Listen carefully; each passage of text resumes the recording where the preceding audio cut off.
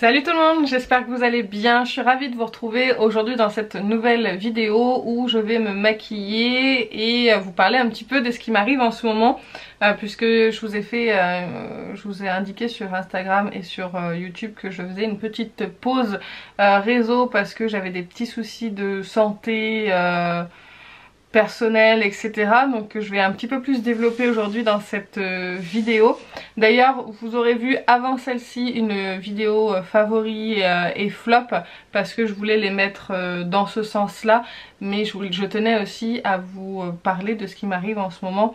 Parce que déjà je pense que ça peut me faire du bien, peut-être que ça peut aider aussi d'autres personnes qui sont un peu dans le même état que moi en ce moment. Je vais pas détailler les produits à chaque fois que je les applique, vous les aurez tous les liens des produits avec les teintes que j'ai utilisées en barre d'infos.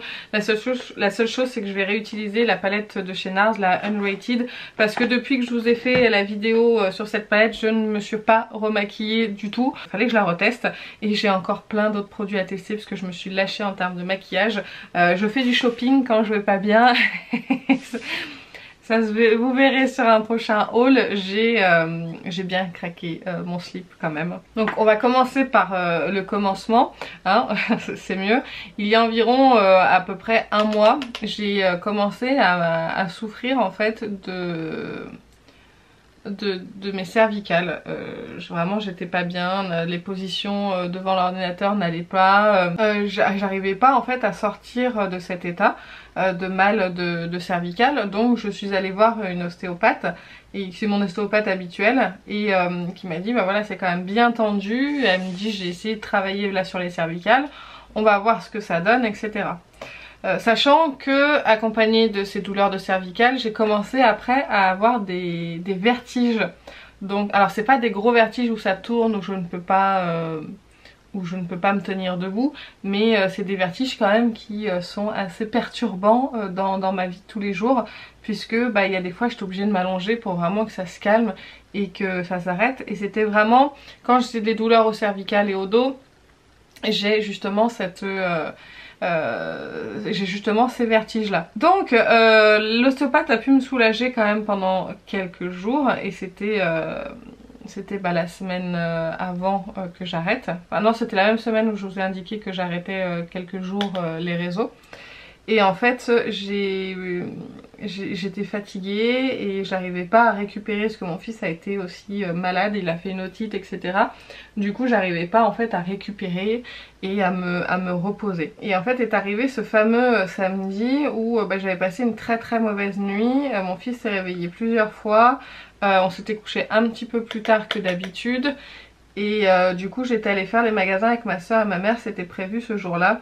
Et dans l'après-midi j'ai commencé à vraiment me sentir pas super en forme, à vraiment avoir de gros vertiges, et j'arrivais plus, et il fallait que je rentre chez moi. Donc on avait fini ce qu'on devait faire, donc voilà, on est rentré, et j'ai décidé de me reposer un petit peu sur le canapé. Sauf que mon chéri en ce moment travaille beaucoup, que ça soit la semaine et le week-end, il a deux métiers. Bah du coup en fait quand je suis rentrée ce samedi là, et ben lui s'était occupé de notre fils toute la journée, il travaillait pas, mais le soir il travaillait. Du coup moi quand je suis rentrée j'ai pu me poser peut-être 10 minutes et j'ai pas pu faire plus que ça. Donc après mon fils mon conjoint est parti travailler, puis je me suis retrouvée toute seule avec mon fils et j'ai passé la fin de journée sur le canapé. J'étais vraiment mais épuisée et j'étais pas bien. Je savais que ma mère habite pas loin de chez moi, et je savais qu'elle était dispo ce soir-là. Donc j'ai commencé vraiment à pas me sentir bien du tout, avoir la tête qui chauffe, j'avais la nausée, j'avais les fourmillements dans les mains et dans les pieds, et vraiment je me sentais mais pas bien. Donc j'appelle ma mère, je dis écoute tu peux venir, parce qu'en plus déjà pour pouvoir s'occuper de mon fils, je commençais à avoir peur de faire un malaise et que mon fils se retrouve tout seul en fait chez moi, donc ça commençait à me faire peur. Donc je l'ai appelée pour qu'elle vienne déjà pour s'occuper de mon fils. Et donc elle est arrivée en 5 minutes à peine parce qu'elle est là, et puis du coup elle m'a dit écoute appelle quand même un médecin pour savoir ce que t'as, parce que bon t'as pas été bien toute la journée. Je dis ouais. Alors du coup j'appelle on a une maison des consultants, ils me disent écoutez pour les vertiges on s'en occupe pas, il faut appeler un médecin du 15. Donc j'appelle un médecin du 15 et là on discute un petit peu, et juste d'en parler déjà ça me réangoisse un petit peu, parce que vous allez comprendre pourquoi. Elle me dit écoutez, elle me pose plein de questions sur mes symptômes, sur ce qui m'est arrivé toute la semaine, etc. Elle me dit écoutez, je pense que vous êtes juste épuisé et très stressé en ce moment.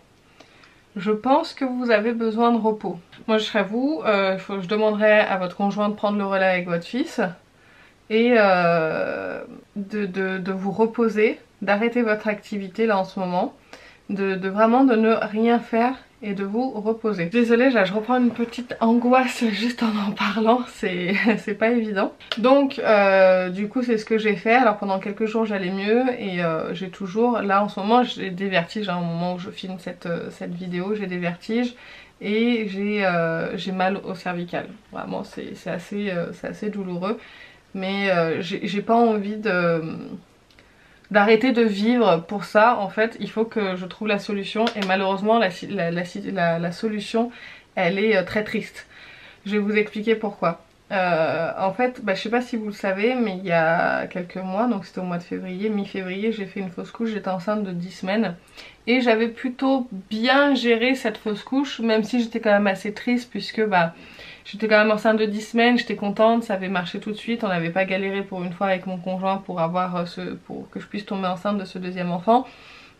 Mais bon voilà, les choses ont fait que j'ai fait une fausse couche et j'ai commencé à m'en remettre. Sauf que j'ai aussi changé de métier, hein. Je suis à mon compte là en ce moment. Enfin je suis à mon compte, je suis en train de monter un projet pour être à mon compte. Et j'ai aussi, ça me stresse, hein, il faut dire ce qui est, hein, c'est normal. C'est quand même pas rien de changer comme ça d'activité. Et donc du coup j'ai ça en plus qui se rajoute. Et le plus gros de mon stress, parce qu'en fait c'est de la crise d'angoisse, c'est de l'angoisse que j'ai et du coup je suis épuisée en fait de cette angoisse, c'est mon père. Alors en fait mon père est malade depuis un an et demi à peu près. On lui a découvert un cancer du pancréas. Donc on connaît hein, l'issue du cancer du pancréas. On sait que malheureusement soit ils arrivent à enlever la tumeur, à traiter un petit peu en chimio et après ils peuvent vivre encore quelques années, sauf que malheureusement tout de suite on a su que la tumeur pouvait pas être enlevée pour mon père, donc forcément ça allait raccourcir vraiment sa vie. Et donc du coup il a fait beaucoup de chimio, tout ça pendant un an, même cet hiver là en 2021, Noël, les fêtes sont super bien passées, il était relativement en forme, tout allait bien. Et là on devait partir au mois d'avril, ma soeur, moi, mon père et les enfants, parce que mon conjoint travaillait, ma soeur elle est séparée et mon père il voulait partir sans son ami. On voulait partir tous ensemble en camping en Ardèche pour que mon père puisse partir un peu parce qu'il adore l'Ardèche et que voilà, on savait très bien que on était tous conscients que 2022 était sa dernière année. Et sauf que le jour où on a dû partir, son état a commencé vraiment à se dégrader, donc il n'est pas parti avec nous, on l'a fait hospitaliser. Il est passé à 2 doigts du décès, mais les médecins ont pu le stabiliser, ont pu faire remonter parce qu'il est diabétique en plus d'avoir le pancréas. Il avait attaqué la morphine, donc voilà, son corps a eu beaucoup de mal avec tout ça et il n'arrivait plus à manger. Donc en fait sa tumeur a grossi, donc ça appuyait sur le tube digestif. Du coup il mangeait plus, il avait déjà beaucoup maigri, mon père était quelqu'un qui était en surpoids et là il était plus mince que moi, donc c'est vrai que c'est assez aussi perturbant, hein, il faut le dire. Mais voilà, il y a eu cet incident là ce jour où on devait partir du coup en Ardèche, donc on l'a fait hospitaliser, puis on est quand même parti parce qu'on ne pouvait strictement rien faire pour lui et que malheureusement on a les enfants et que on voulait pas non plus les priver de ça et de toute façon il était aussi entre de bonnes mains, hein. On pouvait rien faire de plus que d'attendre, donc il est resté en surveillance médicale, donc en soins intensifs pendant quasiment une semaine. Il en est sorti des soins intensifs, il est allé dans un service qui s'occupe donc de son cancer, qui s'occupe de lui habituellement quand il allait faire les chimios. Donc il est hospitalisé à Lyon puisque moi j'habite pas, c'est pas à côté mais j'habite pas loin de Lyon et puis on a des très bons hôpitaux sur Lyon, hein, il faut le dire. On est quand même plutôt bien lotis de ce côté-là. Et en fait depuis il est hospitalisé, il en est pas ressorti et au plus on avance dans le temps et au plus il est mal et il souffre. Voilà, il souffre et c'est vrai qu'il a tendance à ne pas le dire qu'il souffre, mais ça se voit sur un visage hein, quand quelqu'un a mal.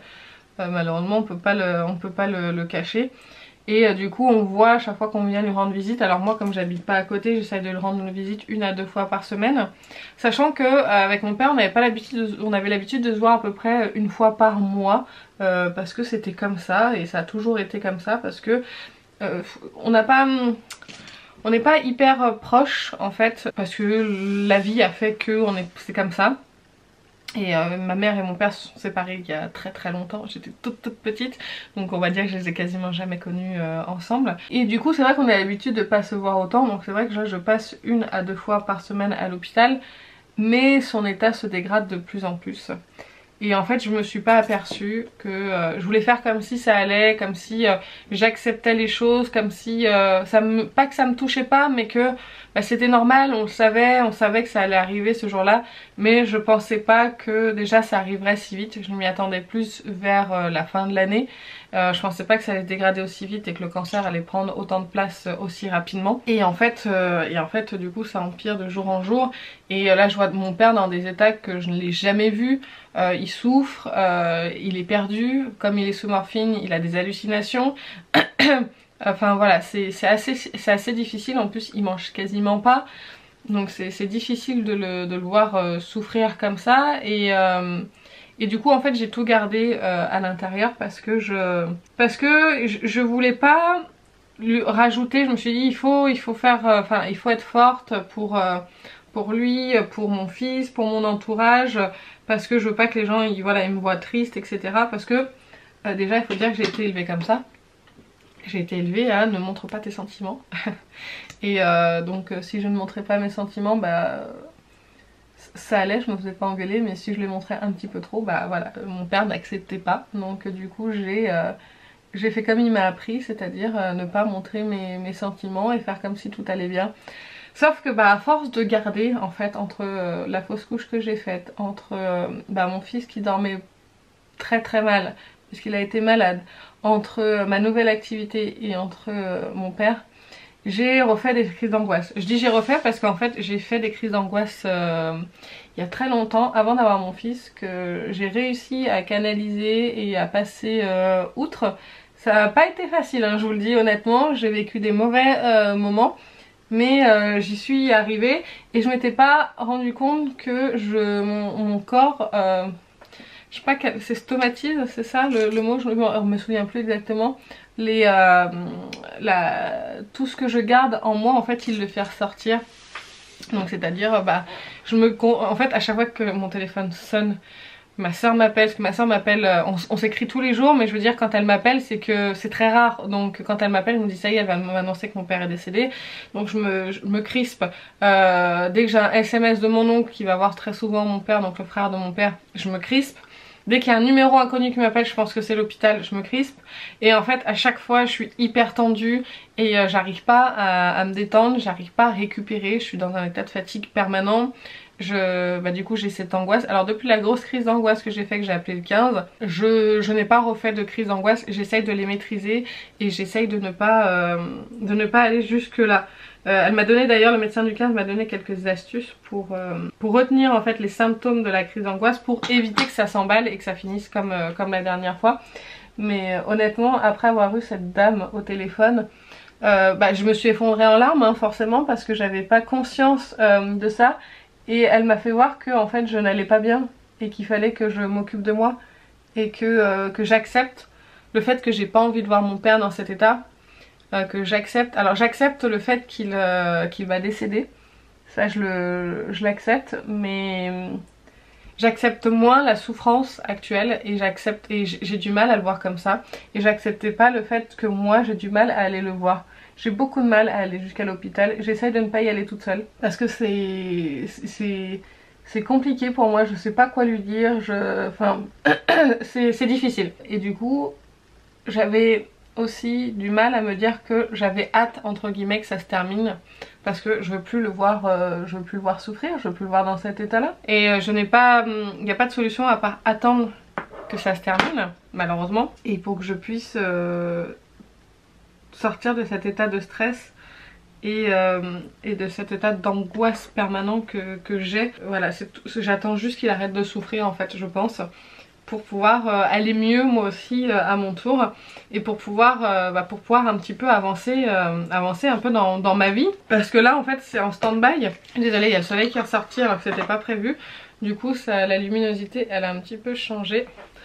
Donc voilà, c'est cet état de stress, ces cervicales qui sont toujours tendues, et du coup qui me donne des petits vertiges, et tout ça, ça m'a créé donc une angoisse, et c'est un cercle vicieux en fait, parce que au plus je suis angoissée par les situations que j'ai, qui s'imposent à moi, au plus je suis tendue au niveau des cervicales, au plus du coup j'ai des vertiges, et au plus je stresse d'avoir ces vertiges, et donc du coup je me crée des crises d'angoisse de cette angoisse. Enfin c'est vraiment un cercle vicieux.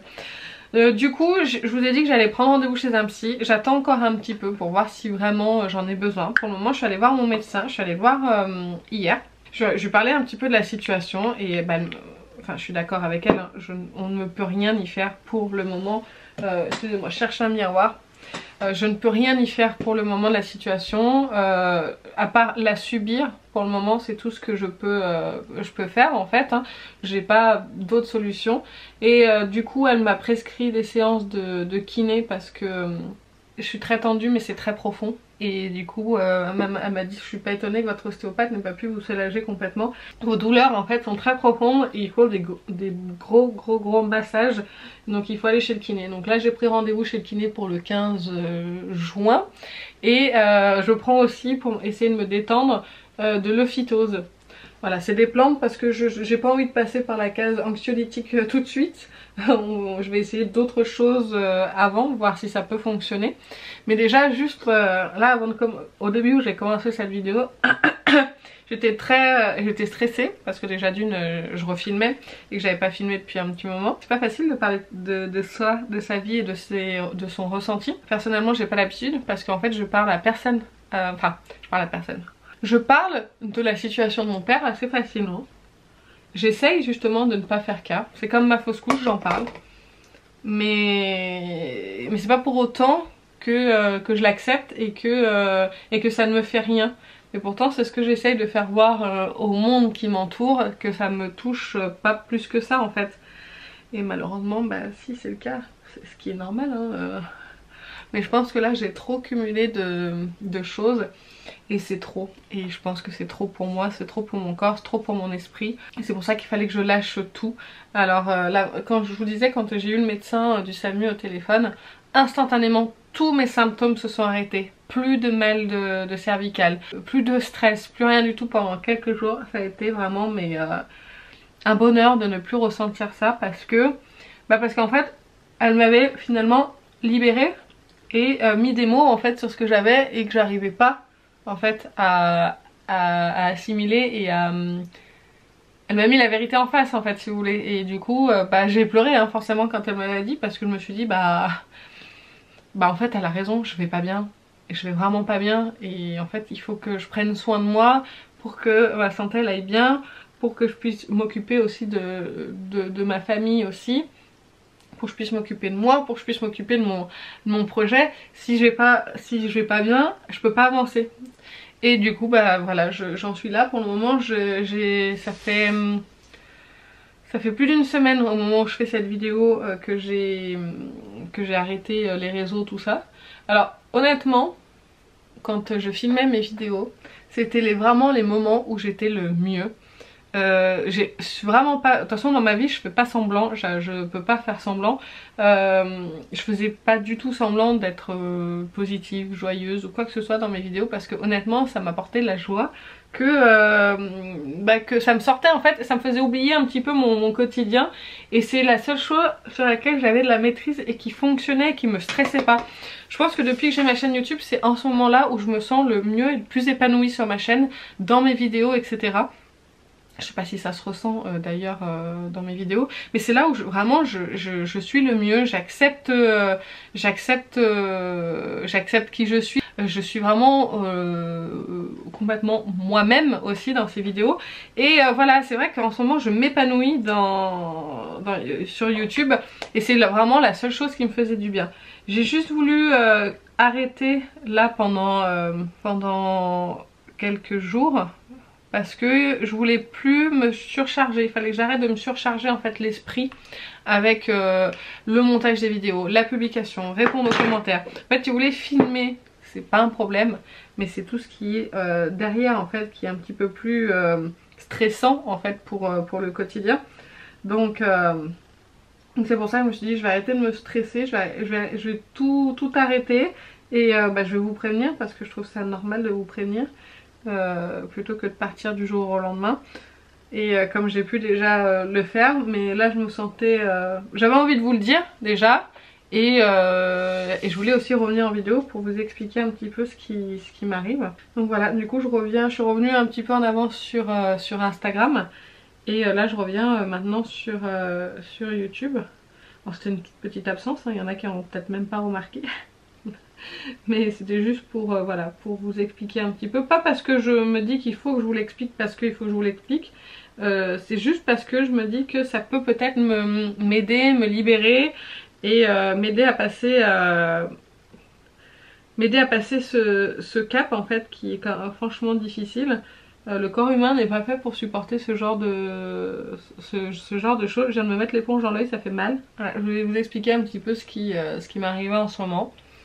Et si jamais vous avez des choses similaires, si jamais vous avez envie de discuter, il faut discuter avec qui vous voulez, là en dessous en commentaire ou en message privé ou autre. Vous avez été nombreuses à me dire que vous étiez aussi dans des cas, alors sans savoir l'histoire de mon père etc, mais vous étiez dans des cas où vous étiez pas bien, que vous aviez besoin de vous arrêter, que vous étiez en burn-out, que, enfin plein de choses. Et que voilà, vous essayez de remonter la pente, que...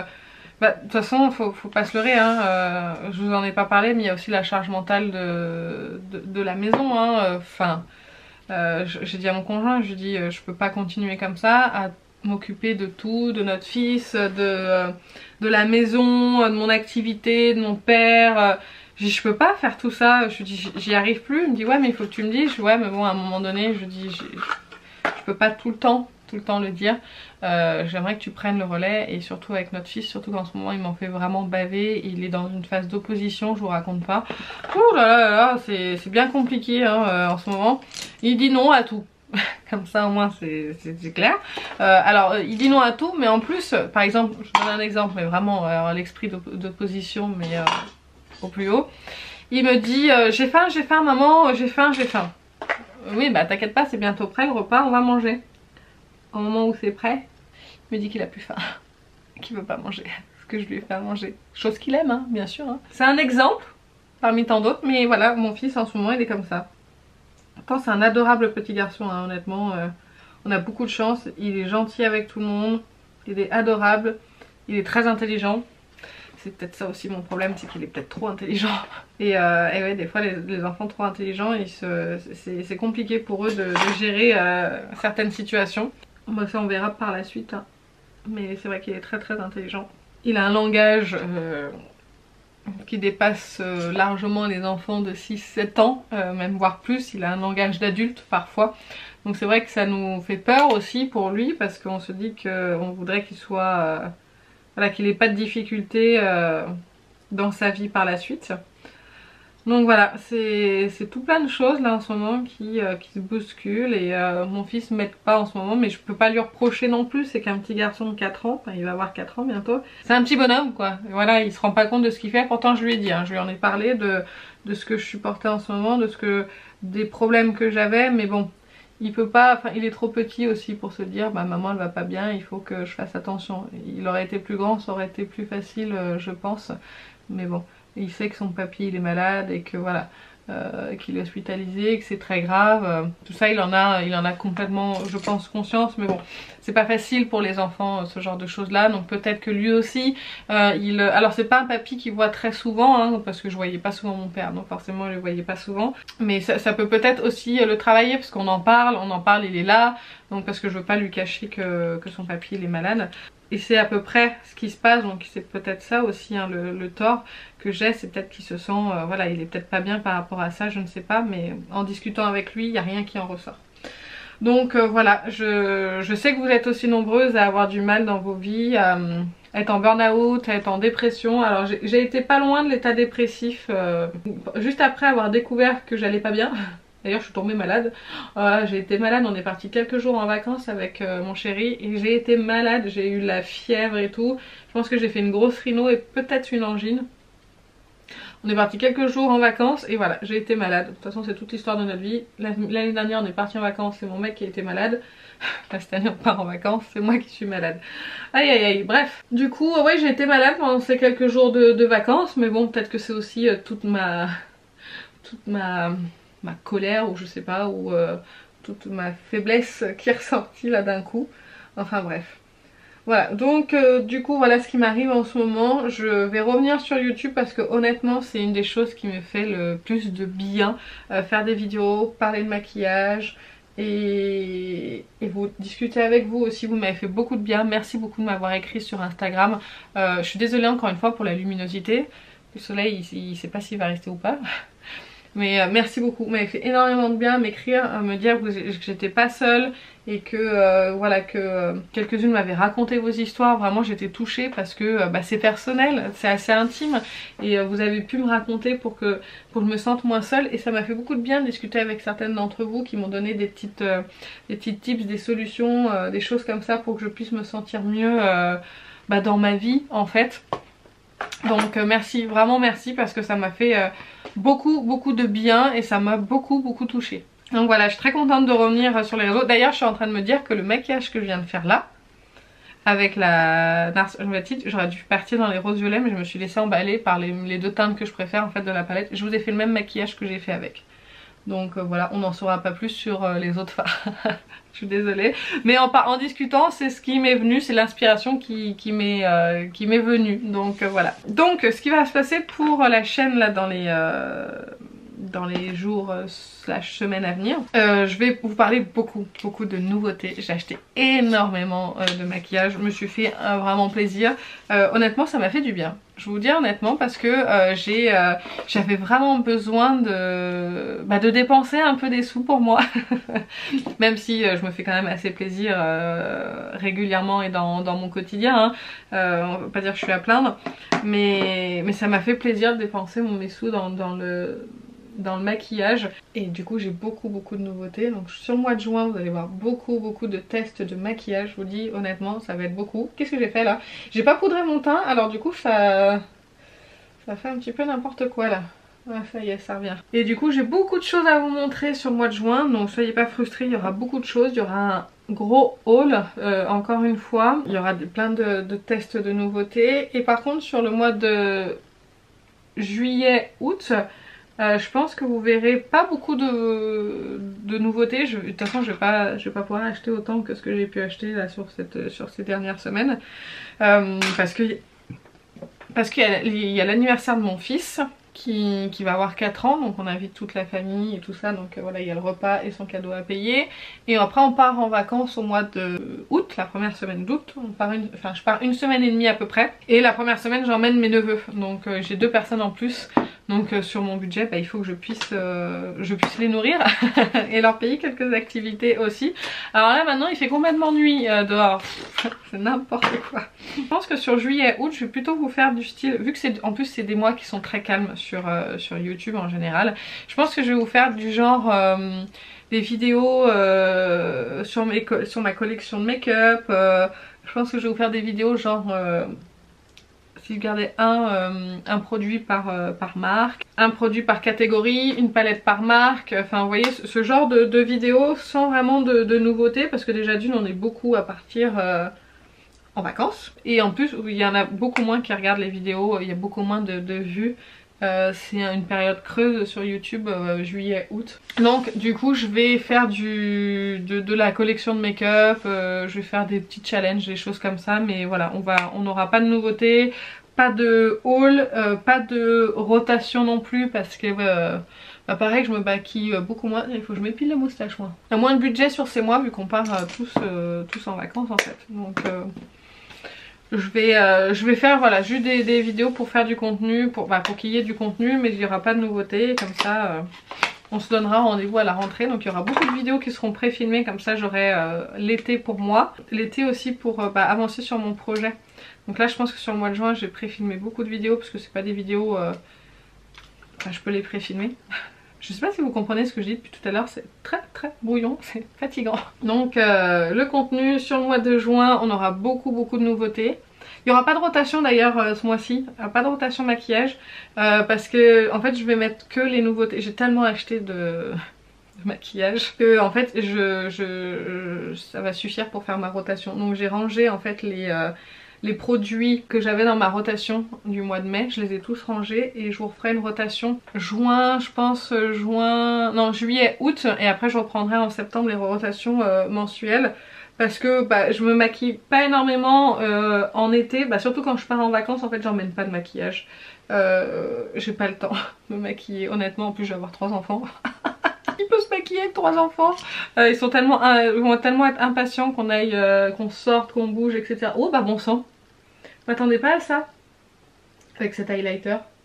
On va dire, dis donc. C'est un highlighter d'Iconic London de la Skin Glow Duo en teinte, excusez-moi je suis surveilleur parce que j'allais chercher mon fils après. Skin Glow Duo en teinte rose glow. Bah dis donc, l'highlighter il envoie du pâté hein. Du coup j'ai du retard sur le test de mes nouveautés. J'ai une vidéo Charlotte Tilbury à vous faire sur toutes ces nouveautés. J'ai le nouveau bronzer, j'ai un kit Quick and Easy là qu'elle a sorti. Qu'est-ce que j'ai une palette pour les yeux, je vais recevoir un highlighter aussi. J'ai une vidéo Kiko à vous faire, j'ai une vidéo haul, j'ai encore des nouveautés. Enfin bref, j'ai acheté le nouveau produit de Natasha Denona aussi qu'il faut que j'essaye. J'ai plein de choses à vous montrer, à vous parler, à tester. Et donc du coup ce mois de juin sera sous le signe des nouveautés ou des derniers achats que j'ai pu faire, voilà, de tests.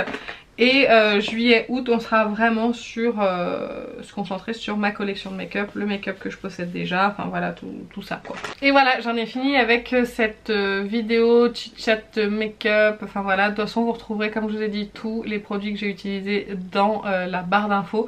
Moi je vais aller me poser un petit peu histoire que mes vertiges se calment avant d'aller chercher mon fils. Voilà, je voulais vous parler un petit peu de ce qui m'arrive en ce moment. J'espère que ça peut aussi vous aider et vous aider à passer peut-être le cap que je viens de passer, c'est-à-dire se rendre compte qu'on ne va pas bien et se rendre compte que ce que notre corps essaye de nous dire c'est stop, arrête-toi, prends du temps pour toi. Et même si tant que mon père sera pas parti, ça va être des situations qui vont être une situation qui va être compliquée. Il faut que je tienne le coup et que je fasse attention à moi pour les semaines qui vont arriver. De toute façon je vous en reparlerai et je verrai si mon état va mieux. Je vous en reparlerai aussi après mes séances de kiné, voir si ça va mieux. Ça peut peut-être aussi vous aider vous hein, si vous êtes dans les mêmes situations que moi, si vous avez les mêmes tensions que moi sur votre corps. Peut-être que ça peut vous aider, enfin je l'espère. Mais en tout cas voilà, je voulais vous en parler. Honnêtement ça m'a fait beaucoup de bien de vous en parler dans cette vidéo, même si là pour le moment je parle toute seule, mais ça fait du bien aussi de parler à l'oral. J'ai du mal à conclure cette vidéo. Merci beaucoup de m'avoir écouté, merci beaucoup d'avoir regardé, merci beaucoup pour tous les témoignages que vous avez que vous m'avez apporté, tous les mots, toutes les personnes qui m'ont écrit, merci beaucoup. Et je vous fais plein d'énormes bisous et je vous dis à très bientôt. Salut!